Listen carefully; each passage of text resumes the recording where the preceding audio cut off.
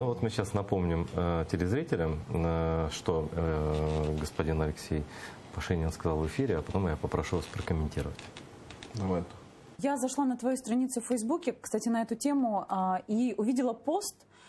Была удивлена, но слушай, у тебя есть свое мнение, я хотела, чтобы ты сейчас это мнение озвучил. Тут есть фотография с презентацией, насколько я понимаю, киборгов где-то в Лондоне были они представлены, и ты написал такой пост. Кто сказал этому бездарному узбеку, что он украинский режиссер? Сколько еще бюджетных денег эта дичь мистецтв будет тратить на свои говнофильмы? В кинотеатрах на них не ходят, как на какой. Впрочем, право возмущаться мне не давали. Еще депортируют, а я же Руська консерва, сказал ты с юмором. Слушай, но фильм «Киборги» Ахтема Сеитаблаева, я хочу сказать, довольно успешно прошел в прокате. Да? Сколько он собрал? Но он собрал небольшую кассу, как для такого рода Все, кино. хватит. Мы не можем себе позволить тратить на амбиции каких-то режиссеров, Хорошо, на кто? амбиции каких-то политических лозунгов, блин, кто их там заявляет. Тратить бюджетные средства, причем тратить их через людей, которые не имеют к культуре и к производству фильмов никакого профессионального отношения. Понимаешь, мы не можем этого себе позволить. Вот такая прямая речь в эфире национального канала, и мы, крымские татары, восприняли это как личное такое оскорбление для каждого. Но тут есть две части, как бы личное, вот это такое, по сути, российское заявление, и такая жесткая оценка деятельности вообще украинского современного кино. Что бы вы на все эти вопросы прокомментировали?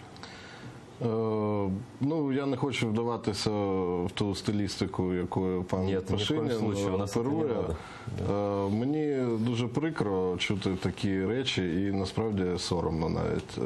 Мені здається, що в цьому є дуже багато якоїсь особистої образи. На кого? На Ахтему? Я думаю, я не знаю чому і з якої причини. Знаєте, актори, люди дивні, емоційні, але я в будь-якому випадку вважаю, по-перше, надзвичайно некоректним взагалі висловлюватися так про будь-кого, а особливо, коли колега про колегу так говорить. Це абсолютно неприпустимо, і мені здається, що має бути якась гідність у спілкуванні колег. Тобі може не подобатися, що робить твій колега.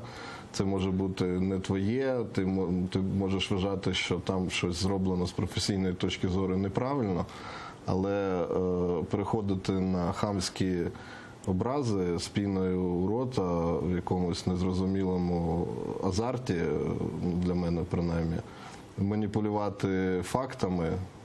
Фільм «Кіборги» – один з найуспішніших фільмів за всю історію української незалежності, якщо говорити про такий показник, як касові збори і кількість глядачів, які відвідали перегляди цього фільму. Тільки в кінотеатрах там подивилася грандіозна кількість людей. Я вже не кажу про телебачення, і я вже не кажу про інтернет. Скільки ми знаємо, що був скандал, коли злили невідомі люди фільм «Кіборги» в інтернет, поки його ще можна було подивитися в кінотеатрах. І, цей фільм став знаковим для України. І, чесно кажучи, думка пана Пашиніна, я його особисто не знаю, але я після цього всього вивчив трошки його творчу біографію. Там є фільми, за які, в принципі, маючи в своєму доробку які, робити от такі кому-небудь докори в такому стилі, взагалі краще не треба. І я не розумію, що ця людина зробила в мистецтві, щоб давати такі категоричні судження про роботу інших митців. Це хто? Це Марлон Брандо сказав зараз? Чи хто? Людина, яка знімалася в фільмі «Адмірал», чи людина, яка знімалася в фільмі «Ми з майбутнього», де були відверті історичні маніпуляції щодо української історії.